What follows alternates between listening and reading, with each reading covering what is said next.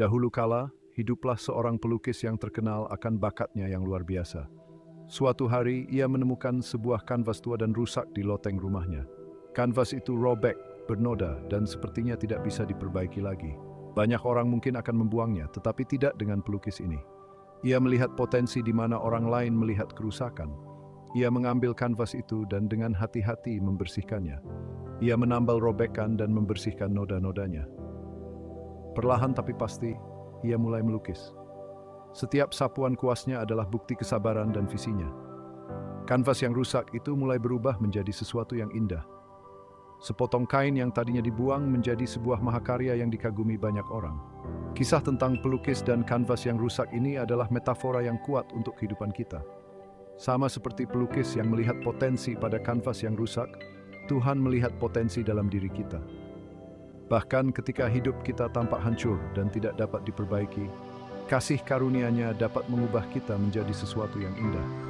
Kemampuan pelukis untuk melihat melampaui kerusakan dan menciptakan mahakarya adalah cerminan dari kemampuan Tuhan untuk melihat melampaui kekurangan kita. Ini adalah pengingat bahwa tidak peduli seberapa hancurnya perasaan kita, selalu ada harapan untuk transformasi. Hidup kita seringkali terasa seperti kanvas yang rusak itu. Kita membuat kesalahan, mengalami kegagalan, dan merasakan sakit yang membuat kita merasa terkoyak dan ternoda.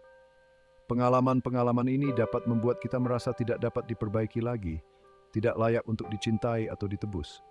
Tetapi sama seperti kanvas yang rusak itu tidak berada di luar kemampuan sang pelukis, hidup kita juga tidak berada di luar kasih karunia Tuhan. Kita masing-masing adalah pekerjaan yang sedang berlangsung, dan tidak peduli seberapa kacau kanvas kita terlihat, Tuhan dapat menciptakan sesuatu yang indah darinya. Ketika kita mengizinkan Tuhan bekerja dalam hidup kita, Dia mulai membersihkan noda-noda masa lalu kita. Dia menambal robekan yang disebabkan oleh kesalahan-kesalahan kita dan menyembuhkan luka-luka yang ditimbulkan oleh orang lain. Perlahan, dengan setiap tindakan kasih karunia dan belas kasihan, Dia mengubah kita. Perjalanan kita mungkin panjang dan menantang, tetapi hasil akhirnya sepadan.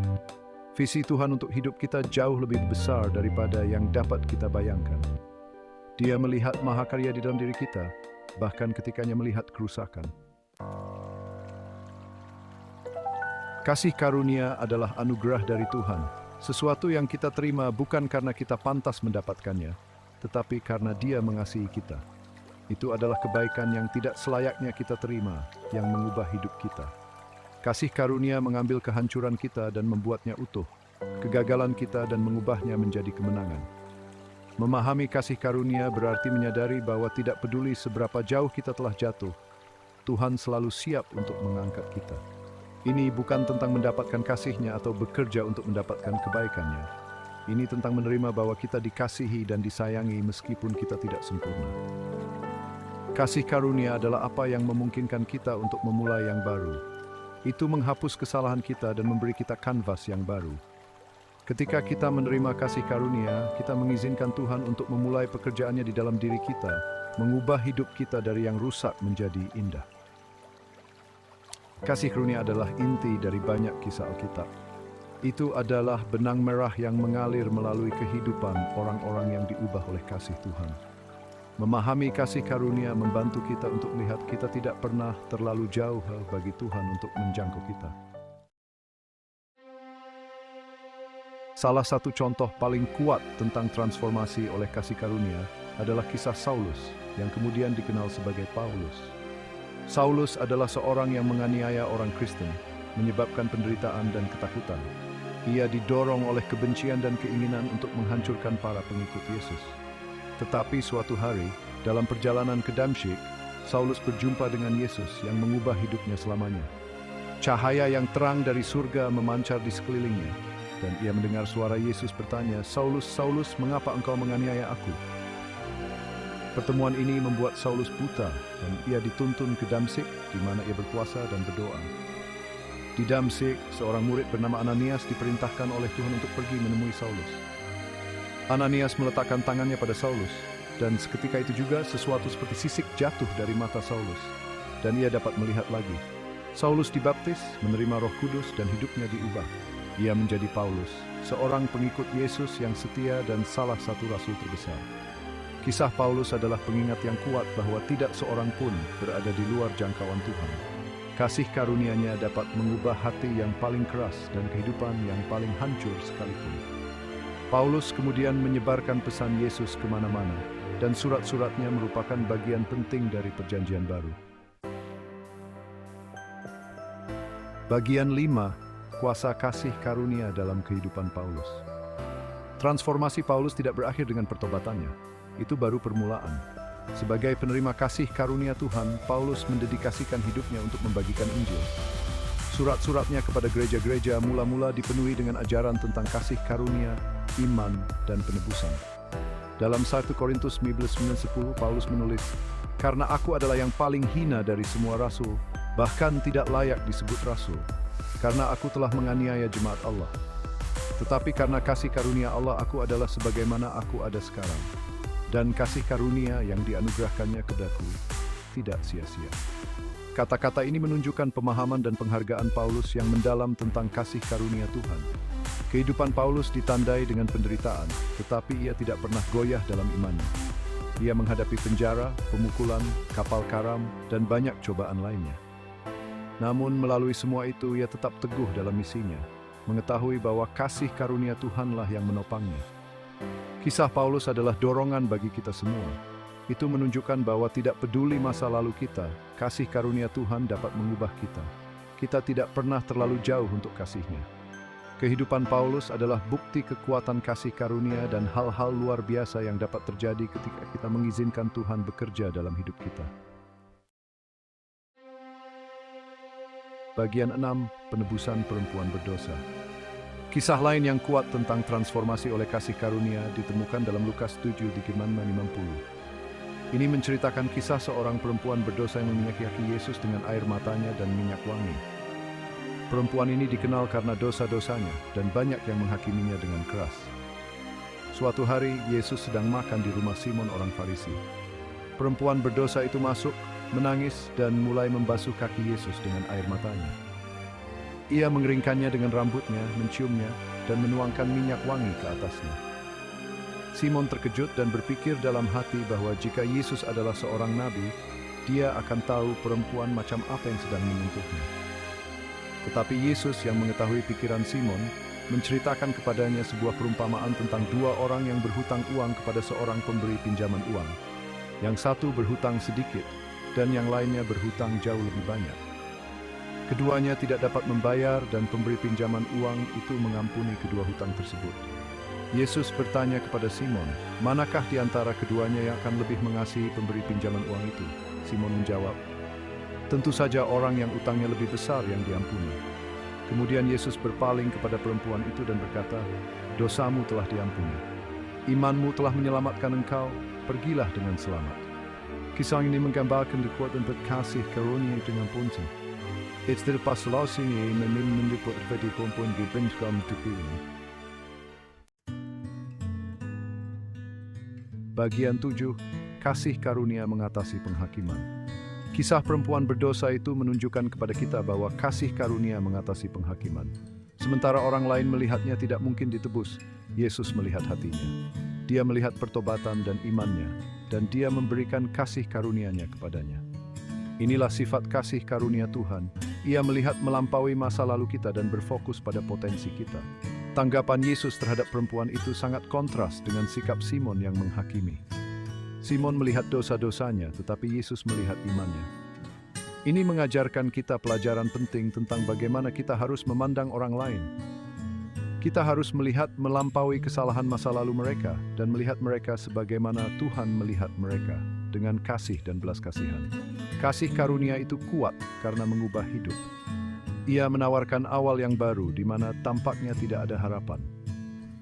Ia membawa terang ke dalam situasi yang paling gelap dan menciptakan keindahan dari abu.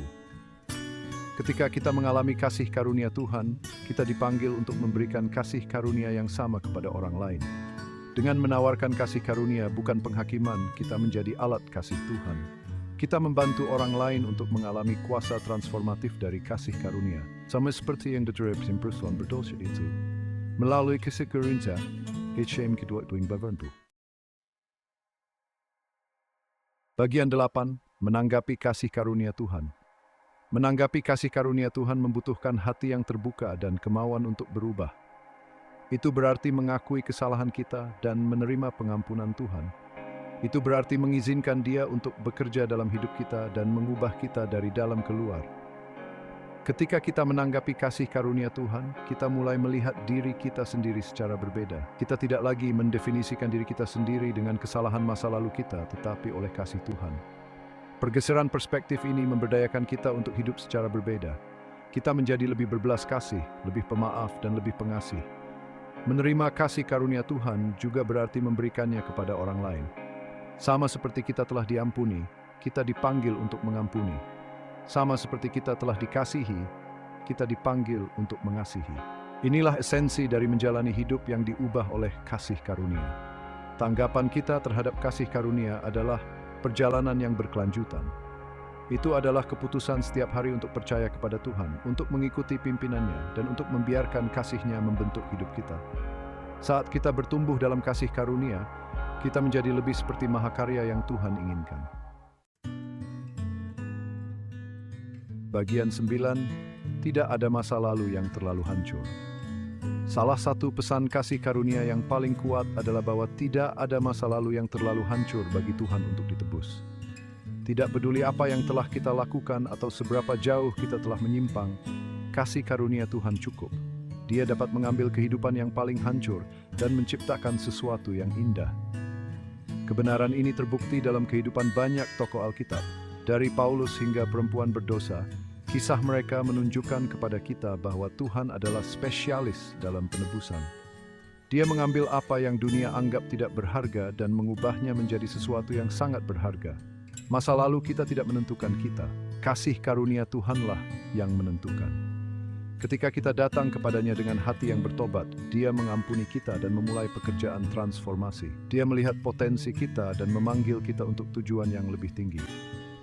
Pesan harapan ini ditujukan untuk semua orang. Tidak seorang pun berada di luar jangkauan Tuhan. Kasih karunia-Nya tersedia bagi semua yang mencarikannya. Tidak peduli seberapa hancurnya perasaan kita, kasih Tuhan dapat membuat kita utuh. Bagian 10. Undangan untuk menerima kasih karunia. Kasih karunia Tuhan adalah anugerah, dan Dia mengundang kita semua untuk menerimanya. Undangan ini terbuka untuk semua orang, terlepas dari masa lalu atau keadaan kita saat ini. Yang perlu kita lakukan hanyalah datang kepadanya dengan hati yang terbuka dan kemauan untuk diubah. Menerima undangan ini berarti melepaskan rasa bersalah dan malu kita. Itu berarti percaya bahwa kasih Tuhan lebih besar daripada kesalahan kita. Itu berarti percaya bahwa Dia dapat menciptakan sesuatu yang indah dari kehancuran kita. Kasih karunia Tuhan bukan hanya tentang pengampunan. Ini tentang transformasi. Ini tentang menjadi pribadi yang Dia ciptakan untuk kita. Ketika kita menerima kasih karunia-Nya, kita memulai perjalanan pertumbuhan dan perubahan. Undangan ini adalah panggilan untuk mengalami kepenuhan hidup yang Tuhan tawarkan.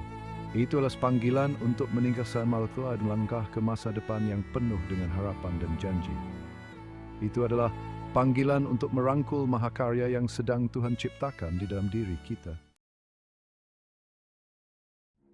Bagian 11. Merangkul transformasi yang indah.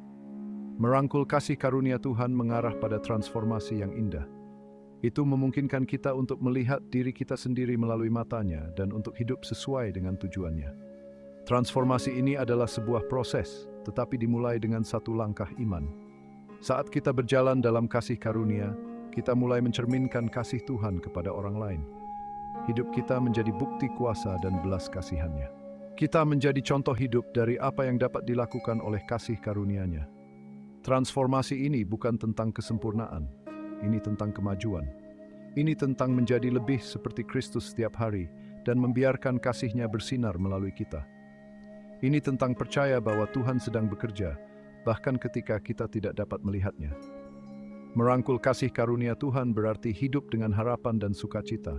Itu berarti mengetahui bahwa kita dikasihi dan dihargai. Itu berarti percaya bahwa apapun yang terjadi, Tuhan sedang menciptakan mahakarya di dalam diri kita.